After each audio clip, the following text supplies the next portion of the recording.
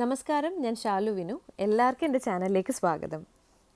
നമുക്കിന്നിവിടെ ഒരു തനി നാടൻ ചെമ്മീൻ കറി തേങ്ങ അരച്ച് എങ്ങനെ വെക്കാമെന്ന് നോക്കാം. ഇത് വളരെ ടേസ്റ്റിയാണ്, എളുപ്പത്തിൽ നമുക്ക് ചെയ്തെടുക്കാനും പറ്റും.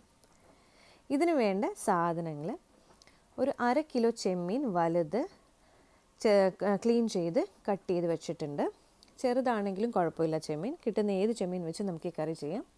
പിന്നെ ഒരു സവാള മീഡിയം സൈസ് ചെറുതായിട്ട് അരിഞ്ഞു വെച്ചിട്ടുണ്ട്. ഒരു വലിയ തക്കാളി അരിഞ്ഞത്, ഇഞ്ചി ഒരു പീസ് ചെറുതായിട്ട് അരിഞ്ഞത്, ആവശ്യത്തിന് കറിവേപ്പില, കുടംപുളി ഒരു 3-4 പീസ്, അരമുറി തേങ്ങ ചിരവിയത്, 1/2 ടീസ്പൂൺ മഞ്ഞൾപ്പൊടി, 2 ടീസ്പൂൺ മുളക് പൊടി, 1/2 ടീസ്പൂൺ മല്ലിപ്പൊടി, പിന്നെ താളിക്കാനായിട്ട് കടുകും ഉലുവയും ആവശ്യമാണ്. നമുക്ക് ആദ്യം ഒരു മിക്സി ജാർ എടുത്ത് അതിലേക്ക് അരപ്പ് തയ്യാറാക്കാം. അതിനു വേണ്ടിയിട്ട് നമ്മൾ എടുത്ത് വെച്ചിരിക്കുന്ന ഒരു അരമുറി തേങ്ങ ചിരവിയത് ഈ ജാറിലേക്ക് ഇട്ട് കൊടുക്കാം. നമുക്കിനി അതോടൊപ്പം തന്നെ ചേർത്ത് കൊടുക്കേണ്ടത് സവാള ആണ്. അരിഞ്ഞു വെച്ചിരിക്കുന്ന സവാളയിൽ നിന്ന് കുറച്ചെടുത്ത് ഈ തേങ്ങയോടൊപ്പം ചേർത്ത് കൊടുക്കാം. നിങ്ങളുടെ കയ്യിൽ ചെറിയ ഉള്ളി ഉണ്ടെങ്കിൽ, ചുവന്നുള്ളി ഉണ്ടെങ്കിൽ അത് ചേർത്ത് കൊടുത്താൽ നല്ല ടേസ്റ്റ് ആയിരിക്കും. ഇപ്പം എൻ്റെ കയ്യിൽ അതില്ലാത്തത് കൊണ്ട് ഞാൻ സവാള തന്നെയാണ് ഇട്ട് കൊടുക്കുന്നത്. ഇനി നമുക്ക് പൊടികൾ ആഡ് ചെയ്യാം. മഞ്ഞൾപ്പൊടിയും അതോടൊപ്പം തന്നെ മുളക് പൊടിയും പിന്നെ മല്ലിപ്പൊടിയും നമുക്കിതിലേക്ക് ഇട്ട് കൊടുക്കാം. പച്ചമുളക് നിങ്ങൾ യൂസ് ചെയ്യുന്നുണ്ടെങ്കിൽ മുളക് പൊടിയുടെ അളവ് കുറച്ചിട്ടാൽ മതിയാവും, അല്ലെങ്കിൽ ഒരുപാട് എരിവായി പോവും. ഇനി നമുക്കിതിലേക്ക് ആവശ്യത്തിന് വെള്ളം ഒഴിച്ചിട്ട് ഒന്ന് അരച്ചെടുക്കാം. ആദ്യം കുറച്ച് വെള്ളം ഒഴിച്ച് അരച്ചെടുക്കാം. ഇല്ലെന്ന് ഒരുപാട് വെള്ളമായി പോയി കഴിഞ്ഞാൽ ഇത് ശരിക്കും അരഞ്ഞു വരില്ല, തരുതരാന്ന് കിടക്കും. ഇനി നമുക്കിതിലേക്ക് കുറച്ചുകൂടെ വെള്ളം ഒഴിച്ചിട്ട് ഒന്നുകൂടെ ഒന്ന് അരച്ചെടുക്കാം. ഇതാണ് അതിൻ്റെ പാകം. അരപ്പ് നല്ലതുപോലെ ഒന്ന് അരഞ്ഞു വന്നിട്ടുണ്ട്. ഇനി നമുക്ക് കറി തയ്യാറാക്കാം. അതിന് വേണ്ടിയിട്ട് നമുക്കൊരു ചട്ടി അടുപ്പിൽ വെച്ച് ചൂടായി അതിലേക്ക് വെളിച്ചെണ്ണ ഒഴിച്ചു കൊടുക്കാം. ചൂടായ വെളിച്ചെണ്ണയിലേക്ക് നമുക്ക് കടുക് ഇട്ട് കൊടുക്കാം. ഈ കടുകൊന്ന് പൊട്ടി വരുമ്പോഴേക്ക് ഇതിലേക്ക് നമുക്കൊരു 1/2 ടീസ്പൂൺ ഉലുവ ചേർത്ത് കൊടുക്കാം. ഇത് ചെയ്യുന്നത് ഒരു മീഡിയം ഫ്ലെയിമിലായിരിക്കണം, ഇല്ലെന്നുണ്ടെങ്കിൽ ഉലുവ കരിഞ്ഞു പോകും. ഉലുവ കരിഞ്ഞു കഴിഞ്ഞാൽ ഈ കറിക്ക് ഒരു കയ്പ്പ് ടേസ്റ്റ് ആയിരിക്കും. അപ്പോൾ പിന്നെ കറി നമുക്ക് കംപ്ലീറ്റ്ലി വേസ്റ്റായി പോകും, കഴിക്കാൻ പറ്റില്ല. ഇനി നമുക്കിതിലേക്ക് അരിഞ്ഞു വെച്ചിരിക്കുന്ന സവാളയും അതേപോലെ ഇഞ്ചിയും കറിവേപ്പിലയും ചേർത്ത് കൊടുക്കുക. പച്ചമുളക് നിങ്ങൾക്കുണ്ടെങ്കിൽ, കയ്യിലുണ്ടെങ്കിൽ ഈ സമയത്ത് വേണം പച്ചമുളക് ഇട്ട് കൊടുക്കാനായിട്ട്. ഇനി നമുക്കിതെല്ലാം ഒന്ന് വഴറ്റിയെടുക്കാം. സവാള ഒരു ഗോൾഡൻ ബ്രൗൺ കളർ ആവുകയോ ഫ്രൈ ആവുകയോ ഒന്നും വേണ്ട കേട്ടോ. ഇതിന് ഒന്ന് ചെറുതായിട്ടൊന്ന് വഴണ്ട് വന്നാൽ മതിയാവും.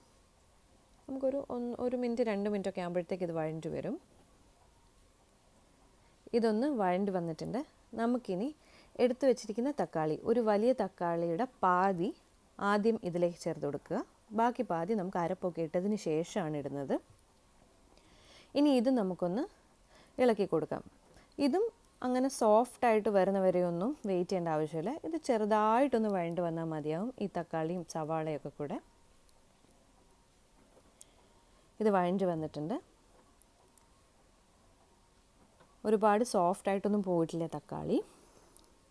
നമുക്കിനി ഇതിലേക്ക് നമ്മൾ അരച്ചു വെച്ചിരിക്കുന്ന അരപ്പ് ചേർക്കാം. അരപ്പ് നമ്മൾ ഒഴിച്ചു. ഇനി ഈ ജാറിലേക്ക് തന്നെ കുറച്ച് വെള്ളം കൂടി ഒഴിച്ചിട്ട് അത് മിക്സ് ചെയ്ത് ഒഴിച്ചു കൊടുക്കാം. അപ്പോൾ നമ്മുടെ അരപ്പൊട്ടും വേസ്റ്റ് ആവില്ല. ഇനി നമുക്കിത് നല്ലതുപോലെ ഒന്ന് ഇളക്കി കൊടുക്കാം. അപ്പോൾ നമ്മളുടെ ഈ തേങ്ങയുടെ അരപ്പും ഈ സവാളയും അതേപോലെ തക്കാളിയൊക്കെ കൂടെ നല്ലതുപോലെ ഒന്ന് മിക്സ് ആവും.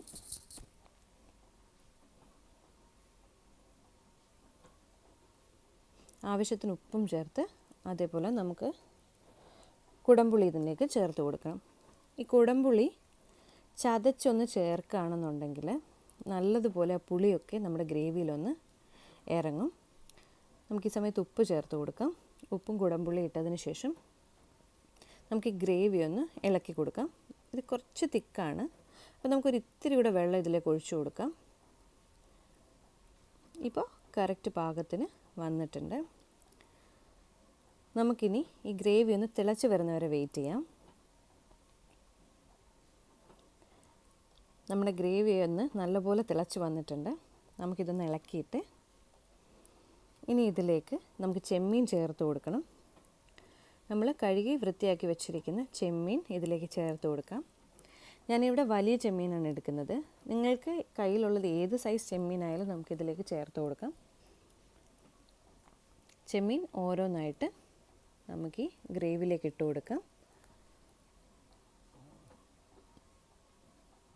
അതിനുശേഷം നമുക്കിതൊന്ന് ഇളക്കി കൊടുക്കാം.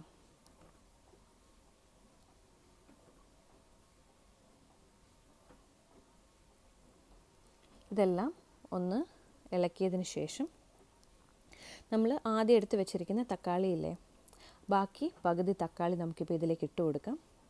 ഇപ്പം ഇങ്ങനെ ചെയ്യുന്നത് കൊണ്ട് ഈ തക്കാളിയുടെയൊക്കെ ഒരു ടേസ്റ്റ് നല്ലതുപോലെ ഈ ഗ്രേവിയിലേക്ക് ഇറങ്ങും. അതായത് നമ്മളിത് മൂടി വെച്ച് സ്റ്റീമിലല്ലേ വേവിക്കുന്നത്, ഒരു സ്റ്റീം ഇറങ്ങുമല്ലോ അതിൽ. അപ്പോൾ ആ ഒരു അതിൽ തക്കാളി വേകുമ്പോഴത്തേക്ക് അതിൻ്റെ ഒരു പുളിപ്പ് നല്ലൊരു ടേസ്റ്റ് ആയിരിക്കും കറിക്ക് കൊടുക്കുക. നമുക്കിനി ഇത് മൂടി വെച്ച് വേവിക്കാം. ഇത് ഇടയ്ക്കിടയ്ക്കൊന്ന് ചുറ്റിച്ചു കൊടുക്കണം, അല്ലെങ്കിൽ ഒന്ന് ഇളക്കിയും കൊടുക്കാം. അപ്പോൾ എല്ലാ സൈഡിലേക്കും ഉപ്പും പുളിയൊക്കെ ഒന്ന് പിടിക്കും.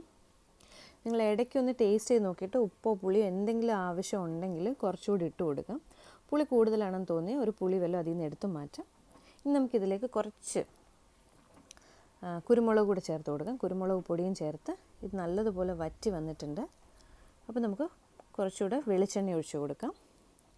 വെളിച്ചെണ്ണ കൂടെ ഒഴിച്ച് ഇതൊന്ന് മിക്സ് ചെയ്തെടുക്കാം.